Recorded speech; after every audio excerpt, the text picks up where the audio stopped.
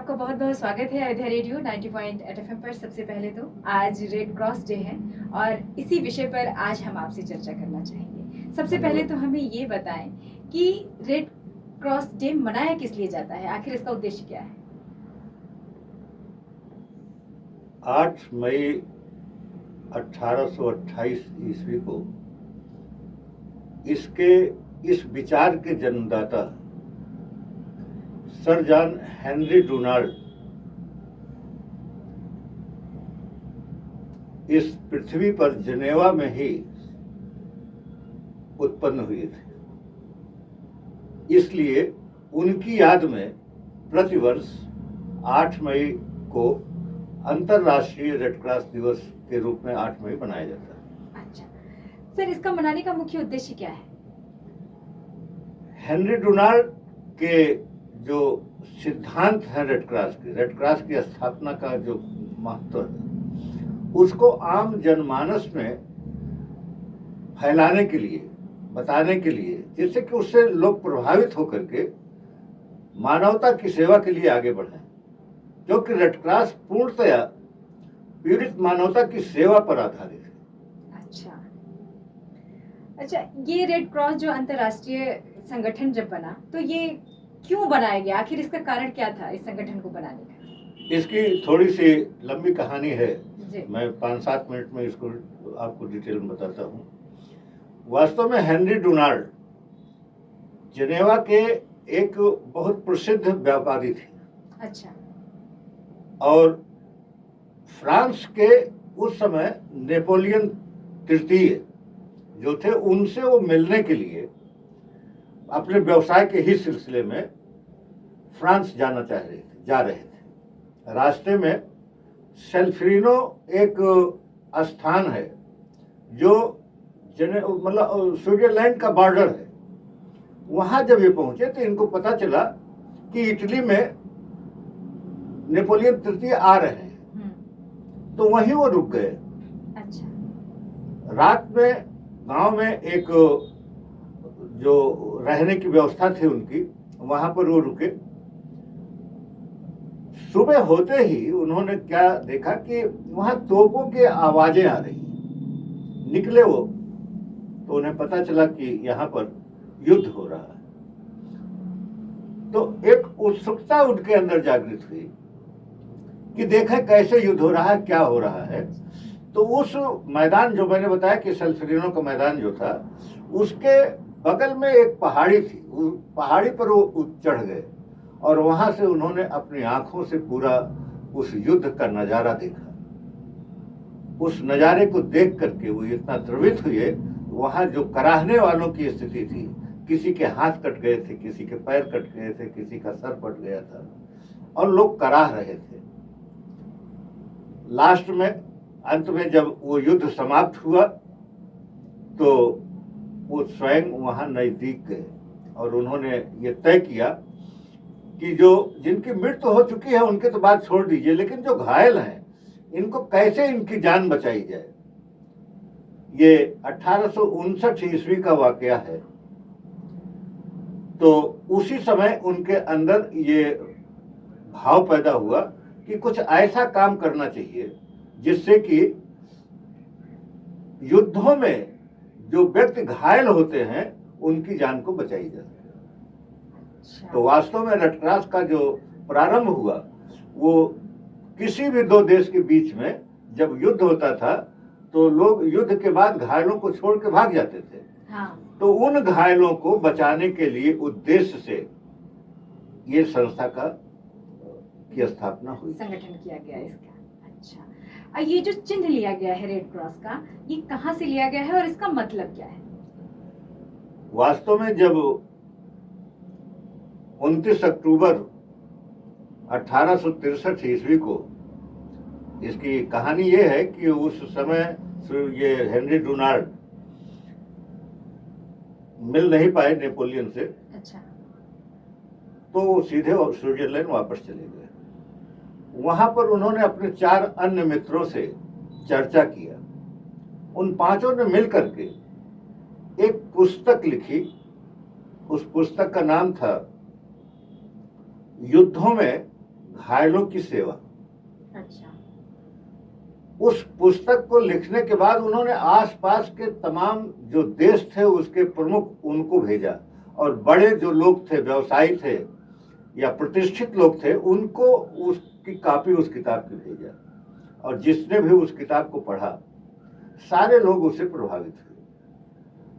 तो एक बैठक इन्होंने जिनेवा में किया। पूरा मार्मिक दृश्य जो है उन्होंने उस किताब में लिख दिया। तो 26, 27, 28 अक्टूबर 1863 को उन्होंने एक बैठक बुलाई, जहां जहां इन्होंने पुस्तक अपनी भेजी थी वहां के राष्ट्राध्यक्षों की बैठक बुलाई। उसमें काफी लोग इकट्ठा हुए। तो उस बैठक में तमाम सिद्धांत तय किए गए।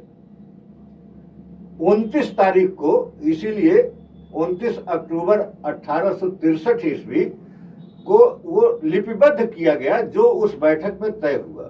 अच्छा। वहीं से इंटरनेशनल रेड क्रॉस सोसाइटी की स्थापना का दिवस वही माना जाता है, इसीलिए 29 अक्टूबर। और अब ये प्रश्न उठता है कि इतने लोग जब उस देश को कई देशों के लोग मान रहे हैं, तो एक उसका सिंबल होना चाहिए, चिन्ह होना चाहिए। हाँ, बिल्कुल। तो शुरुआत में यह हुआ कि भाई जिनेवा का, स्विट्जरलैंड का जो नेशनल फ्लैग है वो रेड बैकग्राउंड पर व्हाइट क्रॉस है। अच्छा। तो लोगों ने कहा कि इसी को इसका सिंबल बना दिया जाए। तो दूसरे देशों के लोगों ने इनकार किया कि नहीं, किसी देश के राष्ट्र ध्वज को दूसरा देश मान्यता नहीं देता। तो ऐसा चिन्ह होना चाहिए जिसको कि सभी मान्यता दे।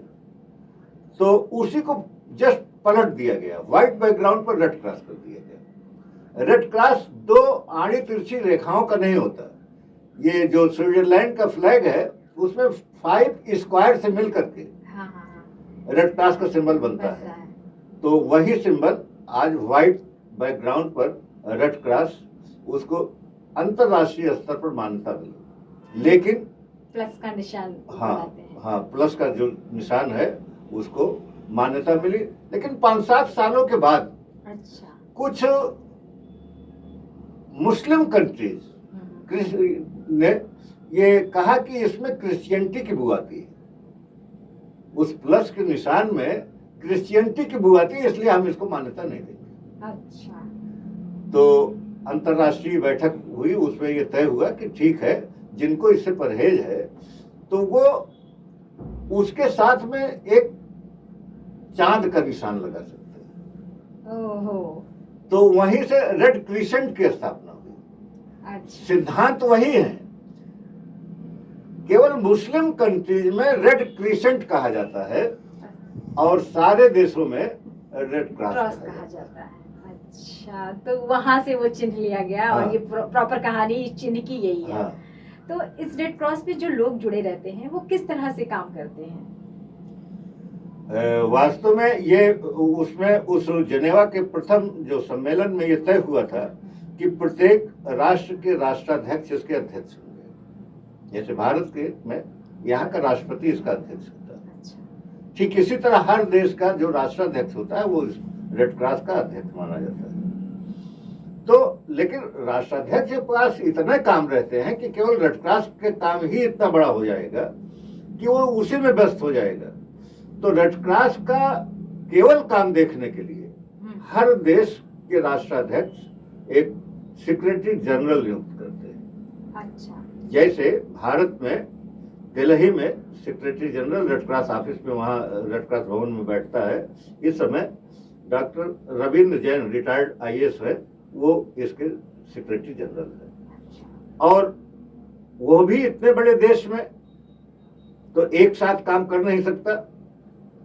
तो अपने काम को आसान करने के लिए प्रत्येक प्रांत स्तर पर जो राज्यपाल होता है वो प्रांत का अध्यक्ष होता है, और राज्यपाल के माध्यम से ही जनरल सेक्रेटरी एक स्टेट में नियुक्त किया जाता है। तो जनरल सेक्रेटरी रेड क्रॉस का, खाली रेड क्रॉस का पूरे स्टेट का काम देखता है। अब स्टेट भी बहुत बड़ा होता है, जैसे उत्तर प्रदेश तो बहुत बड़ा है। हाँ। तो गवर्नर के पास या खाली जनरल सेक्रेटरी के पास तो इतना समय है नहीं कि पूरे प्रांत का काम वो देख सके। बिल्कुल, हाँ। तो इसको डिस्ट्रीब्यूट करने के लिए हर जिले में ये एक्टिविटीज रेड क्रॉस की चले, उसके लिए पदेन जो जिलाधिकारी होता है वो अध्यक्ष माना गया है। अच्छा। और उसके अतिरिक्त जो जनरल ये सेक्रेटरी का पद पहले डिप्टी सीएमओ के पास होता था, लेकिन अब डीएम जिस भी डॉक्टर को नियुक्त करता है वो सेक्रेटरी का काम देखता है। तो इस तरह से ये नेशनल लेवल से जिले स्तर पर पूरा रेड क्रॉस की कार्यशैली फैली हुई। अच्छा, तो ये किस तरह से सेवाएं प्रदान करती हैं आम जनता के लिए? रेड क्रॉस का जो थीम है मेन, वो पीड़ित मानवता की सेवा है।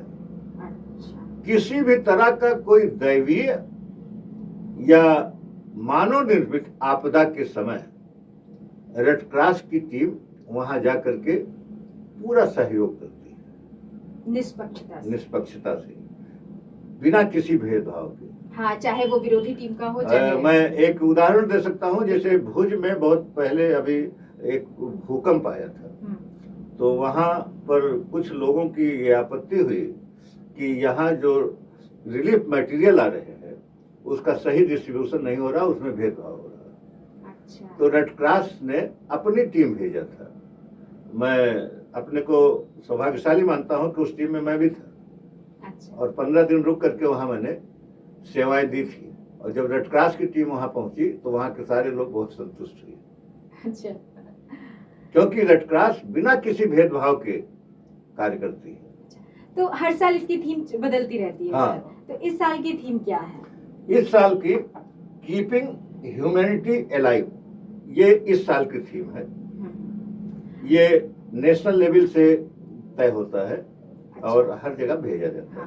तो जैसे 8 मई को कार्यक्रम किए जाते हैं रेड क्रॉस डे के तहत कि अन्य जगह हर जिलों में कोई कार्यक्रम होता है, तो किस तरह के कार्यक्रम किए जाते हैं?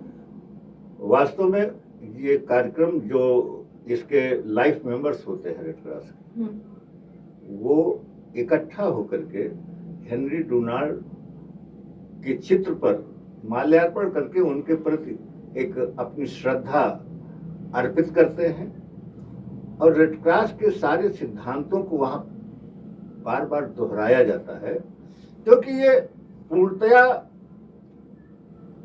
पीड़ित मानवता की सेवा बिना भेदभाव के करती है। तो इस थीम को, जो अंतर्राष्ट्रीय थीम है, इसका विस्तार के लिए क्या प्रयास किए जाए, इस पर पूरा प्रकाश डाला जाता है, जिससे कि आम लोगों में ये भाव पैदा हो, रेड क्रॉस के बारे में जानकारी पैदा हो। तो अगर समाज की जागरूकता के लिए अगर आम जन उसमें भाग लेना चाहे तो क्या इसका प्रोसेस है, कैसे उसमें वो इंक्लूड हो सकता है? सबसे पहले आपको रेड क्रॉस सोसाइटी का लाइफ मेंबर बनना पड़ेगा। अच्छा। जब आप लाइफ मेंबर बन जाएंगे तो आपको जो भी रेड क्रॉस की एक्टिविटीज होंगी उसकी सूचनाएं मिलती है। तो लाइव मेंबर बनने के लिए क्या है? एक उसका फॉर्म है। हाँ। और जो भी सचिव होता है जिले का, उसके पास वो फॉर्म उपलब्ध होता है, और वहीं पर 1000 रुपये उसकी लाइफ मेंबरशिप फीस है, वहाँ जमा करके वहाँ से रसीद ली जा सकती है। फिर यहाँ डिस्ट्रिक्ट से वो स्टेट जाती है, स्टेट से सेंटर जाती है दिल्ली, और वहाँ से लाइफ मेंबर की एक सर्टिफिकेट बन करके आती है, जो उस व्यक्ति को दे दिया जाता है जो मेंबर बना है। उसके साथ स्टेट या जो है वो 5 साल के लिए एक आइडेंटिटी कार्ड देती है। हर 5 साल बाद अगर आप रेड क्रॉस में काम करना चाहते हैं तो उसका रिन्यूअल करा सकते हैं। अच्छा, अगर सर संस्थाओं की बात करें तो हर जिले में रेड क्रॉस की कोई सोसाइटी बनी होगी, उसके स्टूडेंट्स होंगे उसमें।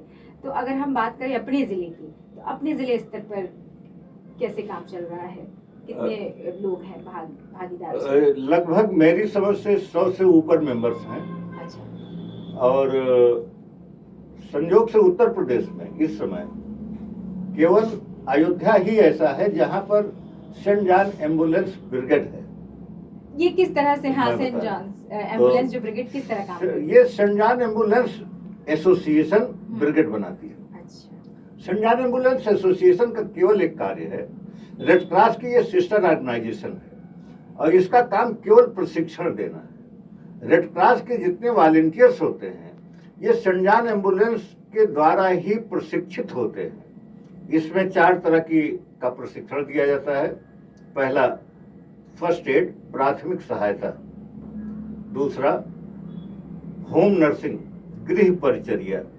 तीसरा mother craft and child welfare, मातृ एवं शिशु कल्याण। और चौथा होता है ट्रांसपोर्टेशन, जिसमें हम किसी भी व्यक्ति को, पीड़ित व्यक्ति को कितनी जल्दी सुरक्षित डॉक्टर के पास या हॉस्पिटल पहुंचाते हैं, इसकी पूरी प्रशिक्षण दिया जाता है।